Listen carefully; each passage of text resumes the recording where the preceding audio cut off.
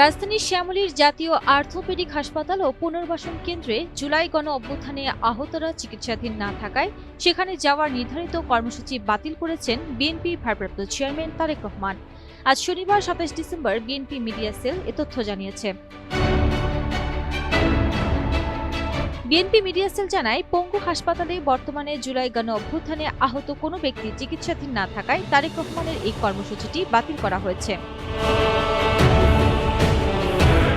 এদিকে আজ বেলা ১১:১৫টার দিকে ঢাকা বিশ্ববিদ্যালয় এলাকায় ইনকিলাব মঞ্চের আহ্বায়ক শহীদ শরীফ ওসমান হাদির কবর জিয়ারত করেছেন তারেক রহমান।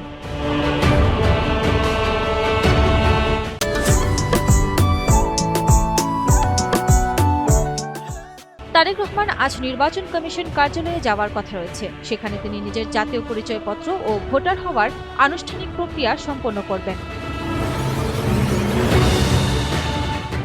বিএনপির মিডিয়া উইং সূত্রে আরও জানা গেছে, নির্বাচন কমিশনের কাজ শেষে বিকেলে শ্বশুরবাড়ি ধানমন্ডির মাহবুব ভবনে যাবেন তারেক রহমান। সেখান থেকে এভারকেয়ার হাসপাতালে তার মা ও বিএনপি চেয়ারপারসন খালেদা জিয়াকে দেখতে যাওয়ার কথা রয়েছে। দীর্ঘ ১৭ বছর নির্বাসিত জীবন শেষে গত ২৫ ডিসেম্বর দেশে ফিরেছেন বিএনপির ভারপ্রাপ্ত চেয়ারম্যান তারেক রহমান।